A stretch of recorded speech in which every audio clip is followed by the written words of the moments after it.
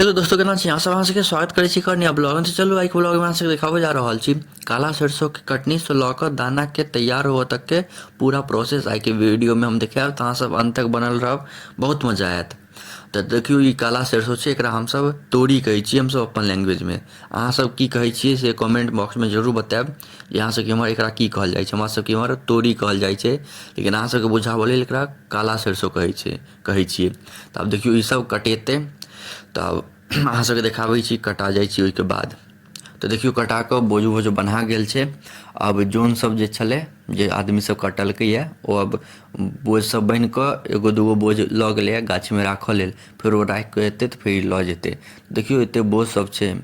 2-3 गो खेत में मतलब कोला में केने रहिए, 5 कट्ठा 6 कट्ठा 4 कट्ठा एहन एहन खेत में प्लॉट में केने रहिए ई काला सरसों के खेती। तऽ एहिमे हमरा 20 गो बोझ भेलैए। तऽ हाँ, ई देखियो ई दोसर कोला छै, एहिमे भेलैए 40 गो बोझ।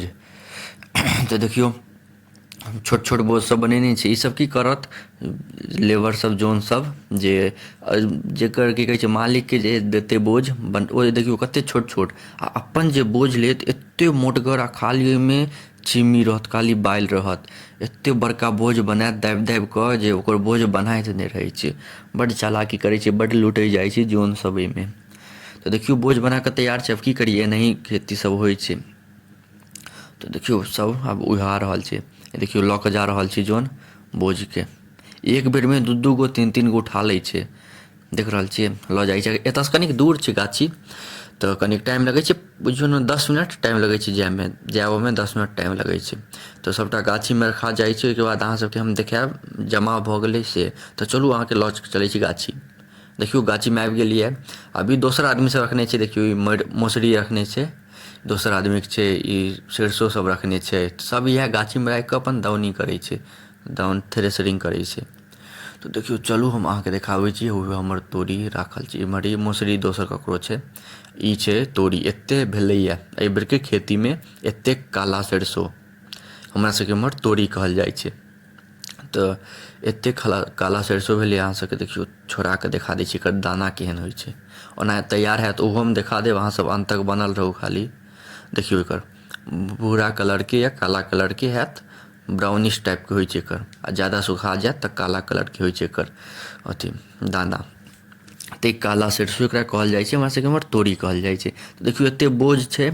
आ ई कनिक दिन एकरा कनि हरियरे छै तऽ मसुआएल छै। एकरा कनि रौदामे रहऽ देबै 2-3 दिन, जे एकदम करगर भऽ जेतै। ओहिके बाद एकरा थ्रेसरिंग करेबै। तऽ एखन 2-3 दिन रौदामे रहतै जे करगर हेतै। तऽ अब चलू अहाँ सबके देखाबै छी थ्रेसरिंगके पार्ट। तऽ देखियो थ्रेसरिंग भऽ रहल छै। ओहिमे ई बोझ सब उठा कऽ दै छै। और इम्हर देखियो इम्हर मोटका दाना निकलै छै, अंदर पतरकी दाना निकलै छै। एहिमे कनिक ई गन्दा ज़्यादा छै, मतलब हमरा सबके इम्हर अथी कहै छै एकरा, गोलरी कहै छै, गोलरी। तऽ ई ज़्यादा निकलि रहल छै। ओहिमे डाँट जे कनिक हरियर रहै छै ने, तऽ ओहिमे निकलै छै गोलरी। डाँट सब कनि खसऽ लगै छै।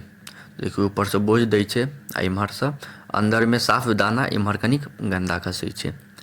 तऽ इएह आसान तरीका छै। ओम्हर भुस्सा खसै छै। ओम्हर आब की देखायब, भुस्सा तऽ कोनो काजक नहि होइ छै, नहि गाय खाइ छै नहि केओ लै छै। हमरा एम्हर बिकेबो नहि करै छै भुस्सा। तऽ देखियो कतेक आसानीसँ भऽ रहल छै। हमरा एम्हर ई थ्रेसरिंगमे 18 टीन या 20 टीन भऽ जाइ छै मालिकके, तऽ 1 टीन लै छै ट्रैक्टरवला। 18 से 20 टीनमे 1 टीन ओकर होइ छै। हमरा सबके इम्हर ई सिस्टम छै। अहाँ सबके इम्हर केहन सिस्टम यऽ से जरूर बतायब कमेंट सेक्शनमे। पैसामे होइ छै कि एनाही टीनमे होइ छै। हमरा सबके इम्हर 18 से 20 टीनमे, हमर हेतै 18-20 टीन, तऽ ओकर गाड़ीवलाके हेतै 1 टीन। तऽ देखियो दाना एकदम तैयार भऽ कऽ समेटि कऽ घर आनि लेलियै। आब एकरा सुखायले छोड़ि देने छियै। देखियो एकरा कनिक बनाबऽके छै, गन्दा सब छै। कतेक मोटगर दाना छै, कतेक सुन्दर। एकरे कहै छै काला सरिसो। हम अहाँ सबके बूझऽ लेल कहै छी, नहि तऽ हमरा इम्हर तोरी कहै छै एकरा। देखियो कतेक सुन्दर ई ओ नहि बनल रहै, ई बनल छै।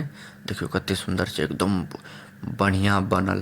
आ एकरा बस रौदामे सुखा दियौ 4 रौद, ओहिके बाद पेराबऽ लेल चलि जाउ तेल। मजा आयत 1 नम्बर। देखियो कतेक मस्त छै, कतेक मोटगर मोटगर दाना। और एहिसँ पहिले हम वीडियो बनेने छी सरिसोके, पीला सरिसोके, जाहिसँ ओकर ब्लॉग नहि देखने हैब, जाकऽ जरूर देखब, बहुत नीक लागत। ओकरो ब्लॉग एक नंबर छै। ओहियोमे देखेने छी शुरू से लऽ कऽ अंत तक। ओहिमे तऽ हाथसँ केना निकालल जाइ छै दाना से देखेने छियै, तऽ ओ जाकऽ जरूर देखब। आब चलू अहाँ सबके एहिमे देखाबै छी ई कतेक मोटगर दाना छै। एकरो कनिक बनाबऽके छै, एहिमे कनि गन्दा ज़्यादा छै तऽ एकरो बनाबऽके छै। देखियौ एहिमे कतेक मोटगर दाना छै, एहिमे तेल बढ़िआँ निकलतै। तऽ इएह छै काला सरिसो। तऽ अहाँसब बतायब अहाँ सबके केहन लागल। एतेक देर तक अहाँ सबके देखऽके लिए धन्यवाद। नीक लागत तऽ लाइक कमेंट शेयर सब्सक्राइब जरूर करब। मिलै छी अहाँ सबसँ अगिला नेक्स्ट ब्लॉगमे। धन्यवाद।